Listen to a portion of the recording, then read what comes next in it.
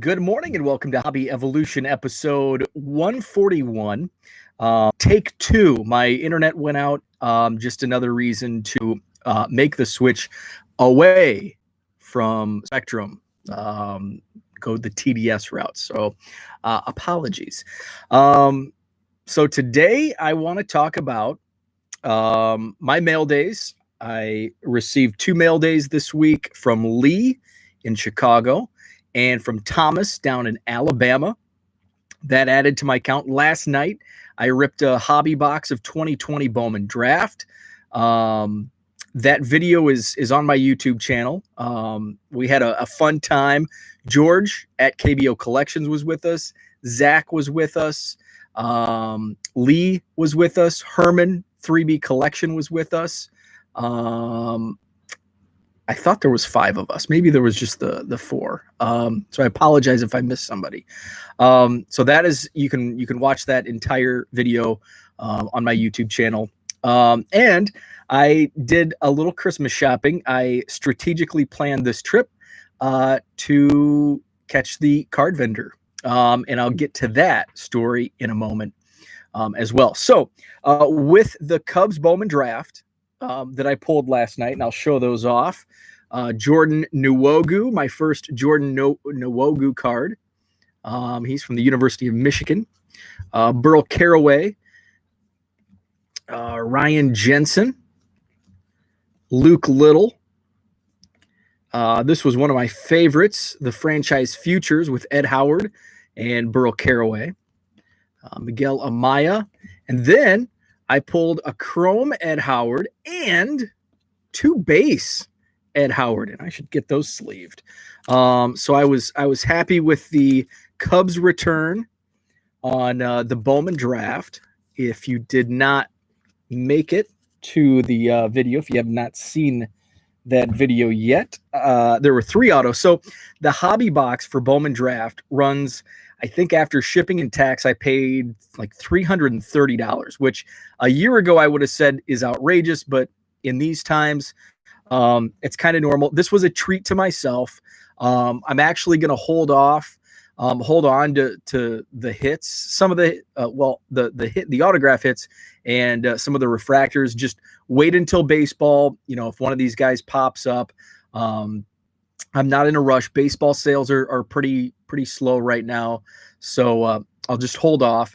I'm not, this wasn't, to resell. This is just my fun. And I had a blast opening this, and I had a blast with the guys in the chat room for the video. So it was well worth it, in my opinion, just for the entertainment value and the Cubs and, the hits that I can sell and make some of the money back. So I pulled a base auto of Logan Hoffman. He's a pitcher. It's a first Bowman. All of my autograph hits were first Bowman, so I was very pleased with those results. I pulled a refractor auto of pitcher Landon Knack of the Dodgers. Those are numbered to 499. The first autograph that I pulled was actually the biggest. It's a purple numbered to 250, Hayden Cantrell. So I did look up comps. I didn't check the Knack or the Hoffman. But the Cantrell was lower than I thought. For a number to 250 first Bowman of a non-pitcher, it's only like $40-50, which I thought was a little low for a first Bowman Draft Chrome color auto. So Zach's with me. Good morning, Zach. What's happening? So I was just going through the Bowman Draft. Now, I did get 2 Cubs packages, got those opened up. So Thomas in Alabama sent me a box of 50 cards. And people often ask me, what's the card that you have the most of? So I don't have an exact count, but there are 3 that I have an approximate count. So I did buy 1,240 or 1,250 Rick Russell 1978 Topps cards for like $10. Found it on Facebook Marketplace when I was in Peoria, Illinois a couple summers ago. So I know I have roughly 1,300 copies of the 78 Topps Rick Russell. I did a trade with Mark Del Franco. Awesome follow on Twitter. I think it's at Del Space Franco. He's a freelance writer, and he actually wrote a story about the 1 Million Cubs project for Sports Collectors Digest. And it was actually the national version, so it probably got the most eyes on it of any issue of 2019. So Mark Del Franco and I, we've done a couple trades. He sent me in one trade 750 Ryan Sandberg 1987 Topps. So along with all of the other 87 Topps Sandbergs, I'm probably well over 1,000 of this card, 87 Topps Sandberg. And then the others, I bought a bunch of Dylan Cease Bowman draft. Like I was hoarding Dylan Cease in 2015. And I probably have somewhere in the vicinity of 700 copies of his 2014 Bowman draft base. And then I probably have 150 of the Chrome version. And I have a binder of Dylan Cease. I've actually, I hoarded Dylan Cease. I was prospecting him. And I've actually traded off some. I sold one. I sold a couple before the project of the Chrome autos because I had gained probably 15 to 20 Chrome autos of Dylan Cease. And I was buying them for between $5 and $10. When they got up to 20 to 25, then I was selling some. I still have probably 5 or 6 left. I bought a Chrome gold auto of Dylan Cease. It was a buy it now for like $70. And this was in 2015 or 16. After I bought and paid, the seller actually reached out and he said, "Hey, I was looking this over and there's actually, something on the front of the card." I'm not a grader. I didn't care. So he said, "You can, I'll give you your money back, no card, or I'll give it to you for half price." And I'm like, I want the card. I'll take half price. So I ended up paying like $35 for it. And I held it back and I eventually put it in my eBay store when he started getting hot for $250 or best offer. And I, put a close-up picture of that little, scratch on the front, close-up picture, revealed it in the item description, ended up selling it best offer $215, and I had paid $35. So pretty much that profit paid for, quite a bit of the other Dylan Cease cards. And then I traded a Dylan Cease Chrome Auto for a Miguel Amaya Chrome Auto. I sent one to Blades of Steel, John Piewarski, in the Chicago area. Traded him. He's a big Dylan Cease collector, so I traded him one. So always fun helping Cubs. Well, he's a White Sox fan. Always fun helping fellow player collectors and team collectors. So the Sandberg came from Thomas in Alabama. He also sent these Topps Gallery 2020. These are new to the collection. These are, I think, the artist proofs. No, those must just be the base. Art by John Giancaspro. So those are new. And then this is new. I thought this was a pretty cool card. I think it's new. Doesn't look familiar. Ernie Banks, Panini 2013 Cooperstown induction. So that was a really cool card. And then my buddy Lee, talked about Lee. Lee was in the chat last night, met Lee at the National last year. He sent a box of over 100 cards, some vintage. Oh, double-sided here. So these are 66 Topps.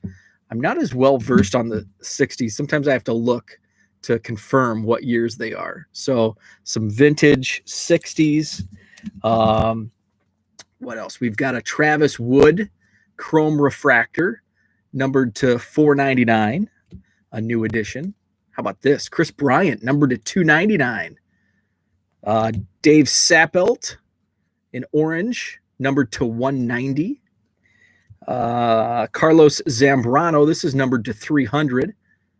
And Miguel Amaya, numbered to 499.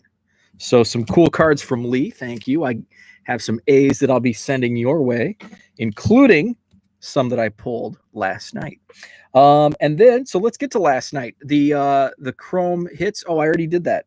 I already showed those off. So that was the mail. Cubs count is now 524,449. So getting close to 525,000. I do expect to reach that here in the next 10, 12 days. So 524,449. So let's get to the card vendor story. Zach says, that is sweet. I'm going to send you that 1988 box bottom Rhino after Christmas, giving the PO a break. Yeah. So before I get to the Target vendor story, speaking of the PO, I was checking my eBay buys. So I have a few things that have been stuck in transit. So right now I have, I think, 4 things. So I ended up winning an auction for a 1936 Wheaties Cubs card. So I'm not going to count that. So I have 1, 2, 3, 4, 5. So in the last few weeks, I've bought 5 items on eBay.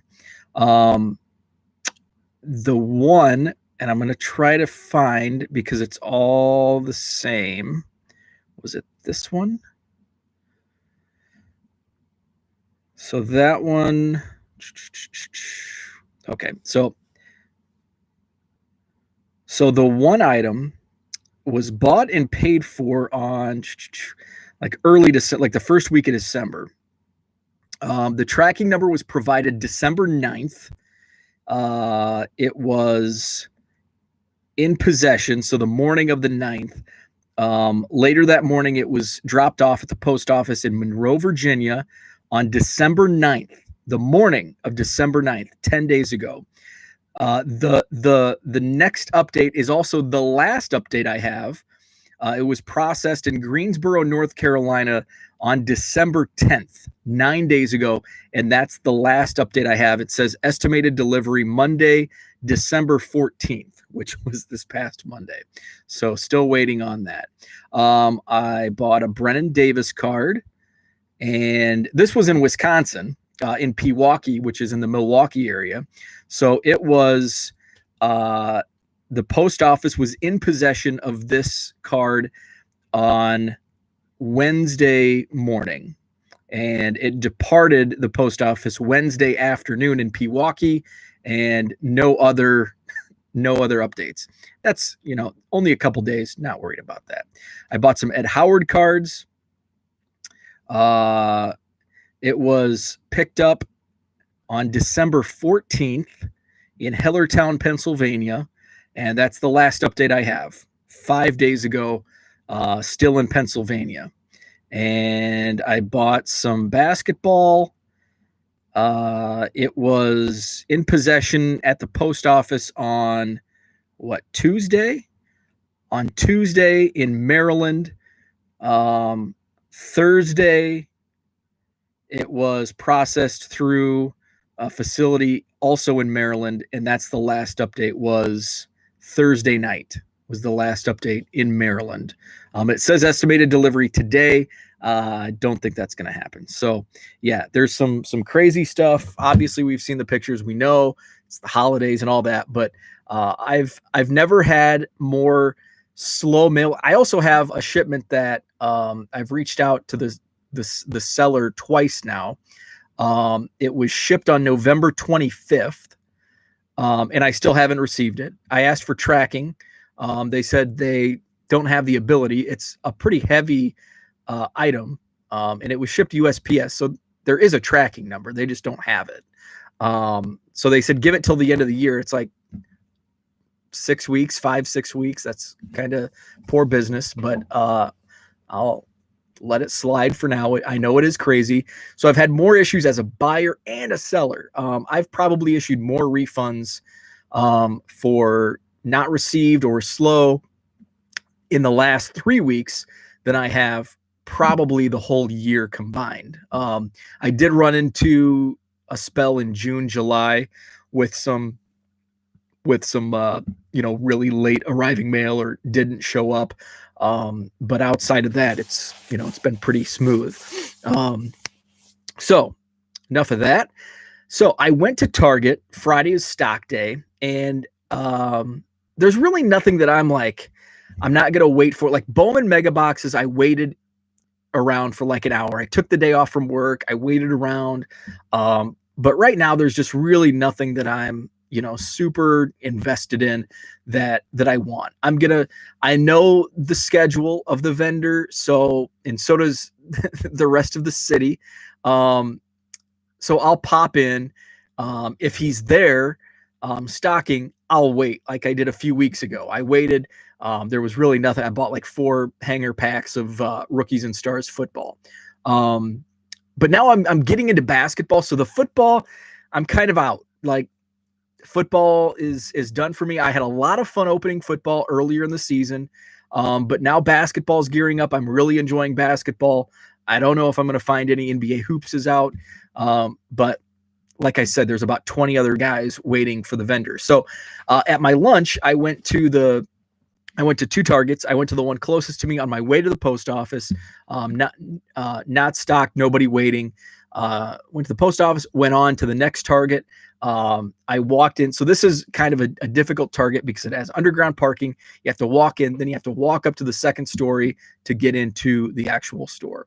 So I go up, walk in, and the cards are like in kind of the middle of the store. They're on the other side of the checkout. So they're next to the checkout, but it's on the other side from the entrance. Okay. So you have to walk past the checkout lines to get to the cards. And then you have your like health and beauty section and then on back to the grocery. So I walked up and saw, I didn't count because I saw at least a dozen guys waiting. There were probably upwards of 20, maybe even 25. It was pretty busy, but I saw a lot of guys waiting, and I wasn't going to wait. Didn't have time to wait, so I just beelined right. I walked in, walked through the checkout, and walked right back out. So after work, I did have to pick up a few things at Target, so more time in the evening. So I went back to Target right after work, which is the time that he typically does stock this store that's closest to me, just couple miles down the road. So I go in and I had to grab a cart because I was picking up a few things anyway. So the card section's right there next to the carts, right next to customer service, right as you walk in. So I can literally walk in and out in 10 seconds at this store to look at the cards. So I walk in. As I was walking into the walking through the parking lot, there were 4 or 5 guys walking out empty-handed, guys in their 20s, 30s. They definitely looked like guys that would wait for the card vendor, kind of like me. They looked like me. Okay. So I thought something was up. Like, okay, the vendor's there, but he's got very limited products. Those guys got shut out. So I walk in. As I walk in, a couple more guys are walking out. So probably 10 guys as I'm walking into the doors are walking out. I walk in, grab the cart. There's still another 10 guys, maybe more, standing around. So I grab the cart. I walk around the corner. Target security guy comes up to like a group of 4 or 5 guys standing there. And he goes, "Hey, did you hear? Yeah, the vendor called. He's not coming." So I'm a little suspicious because there's precedent here. Okay. So when Bowman mega boxes were released, I was at that Target that I previously mentioned, the one that I skipped out on yesterday, and I waited and I talked to the vendor as he was stocking, and he said, "We didn't get any Bowman mega boxes at this store. I find that really odd because, this is the highest selling Target in the area. But the other 3 did receive a whole case of 40 boxes. So I knew he was going to the other store. So a guy that I know from here in Madison, we were messaging back and forth. So he went and waited at like 2-3 o'clock in the afternoon for the vendor. He texted me and said, "The vendor's here, but he can't find the box." And I found that strange. He's like, "Yeah, I think he's mad because they took the box." And it just didn't add up. Like the story didn't add up. So like, okay, cool. So I'm going to go check this out myself. So it's just a couple minutes down the road. I drove down, and there was nobody waiting. Nobody waiting at the card section. So I went over to the card section, peeked it out, and it didn't even look like it had been stocked, which is strange if the vendor had just been there. He is meticulous. Like, you can tell when he stocks his stores because he leaves them in excellent condition. Like, everything's faced, it looks really nice, presentable. And if he had just been there 20 minutes ago, I'm not buying that he stocked. Okay. So I found that suspicious as well. So I grabbed a cart. My wife needed Diet Coke. I needed some Spotted Cow. So I took the cart, just kind of lingered, went, got the Diet Coke, got the Spotted Cow. Oh, I'm going to check, see if they have any baseballs.